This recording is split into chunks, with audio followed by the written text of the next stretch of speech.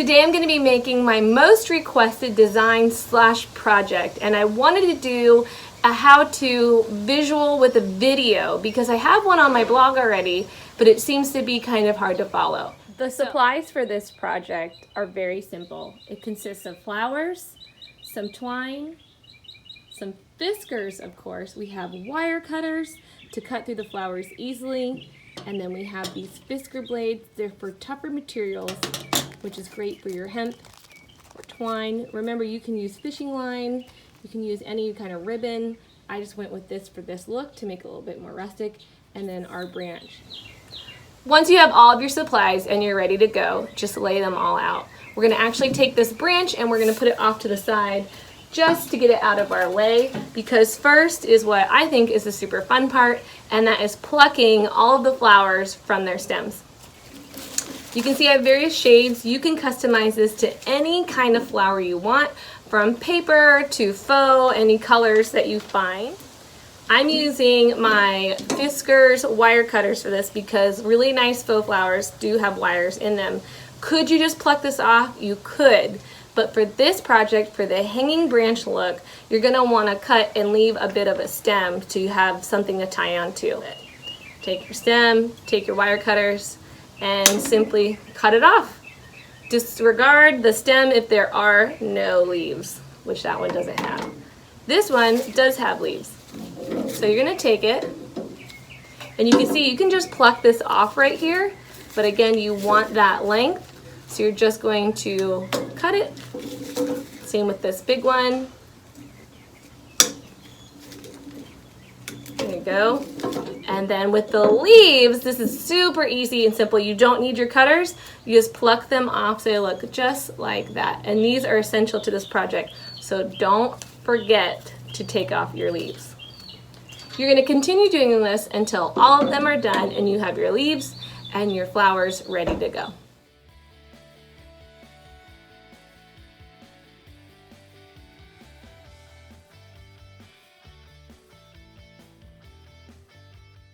You have your flowers separated from your leaves, it's time to connect them into those hanging strands. I have some hemp cord. I like the thickness of it, I like the color, and I love how it's kind of rustic like our branch. You can use anything from ribbon to filament line, which is just fishing line, which would give that floating appearance, which I think would be really cute. And depending on the length. So what is this for? What is your project for? Think about that. This project is going to be an exact replica of something I have previously made, so I know exactly how I want this. But you just see if you're going to hang it above a baby's crib or use it behind a cake table. That all depends on your liking. I'm going to show you how I knot this around each stem and the process, and we'll fast forward through TV magic to show you how this all comes together. What might help you is to lay out your items. So I've laid out my leaves 1, 2, 3, 4, and 5. And what I'm going to do is I'm going to take this hemp cord, which you can find at Michael's, and I'm going to take my twine.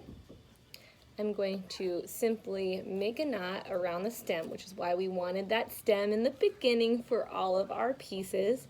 And I'm just going to simply double knot this as tight as I can. Not very strong, but it'll do. There you go. And all you have to do is just take your scissors that are good for cutting these kinds of materials and trim that up, and that's the bottom part. Now, depending on how far you want them, that's totally up to you. You can do green, green, green, green, green, green flower. You can make any kind of pattern, but this one, like I said, is the replica of something I've already made. So I'm going to do exactly what I did before. Now, when you get to this part, you can't really tie it, you know? So what I like to do is take my twine, make it like that, and then tie it around. You can glue these, you can cut the twine each time. I just feel like that would take a lot of time. And you just simply put it through. So simple, right? I'm having trouble. Pull it through just like that. And then you don't have to trim it. I didn't trim them before because like I said, I like the rustic feel. And we are going to repeat this all the way up in green and then lay out our other pieces And that's all we're doing. If you're good at just winging it, I would suggest just sitting in one place and then just doing this to whatever design you want. However, if you are more methodical and you need it kind of planned out, I'm going to show you how we get down on the floor and kind of space it out so you can visually see what it is and how you like it before you complete this. I found a space that was big enough that I could clear out and place my branch onto the floor like seen here. I'm going to now lay out the flowers first before adding them to the twine and then adding them to the branch.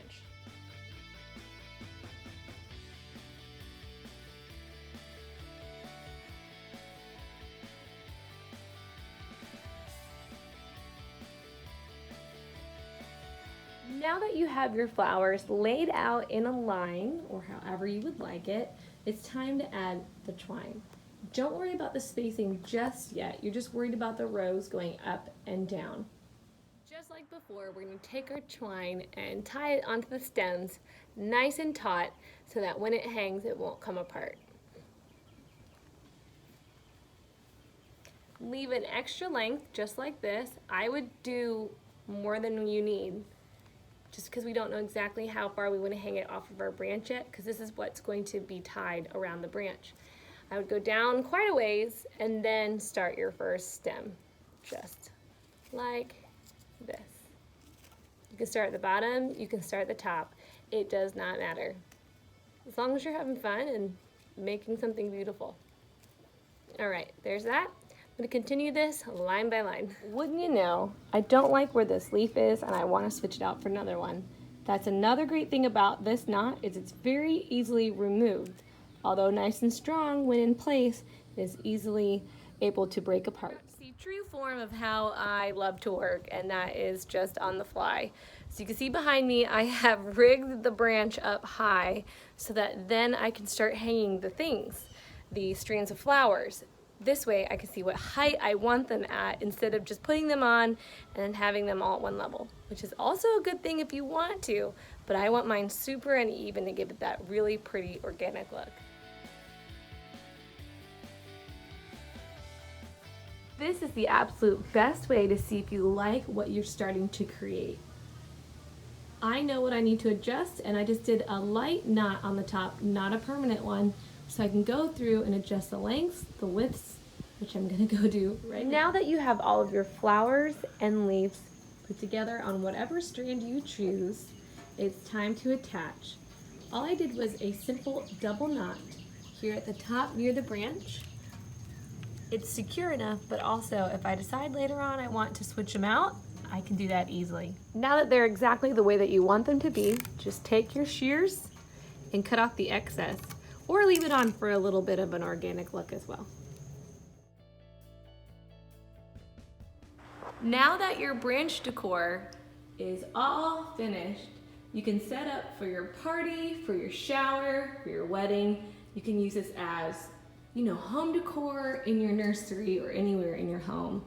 Imagine it with different colors for different themes. It's just perfect, easy, and absolutely full of drama. When hanging into your home or somewhere more permanent, make sure to use a very secure system so that if this is ever pulled on, it does not fall on a child or anything in your home. For use like a party or something short term, you can use ceiling hooks, command strips, but again, please be careful just in case someone were to pull on your work of art.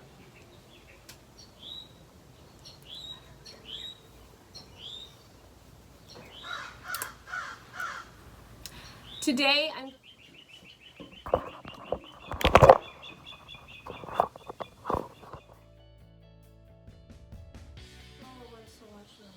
Can you wait just a few minutes? Watch one. Just wait.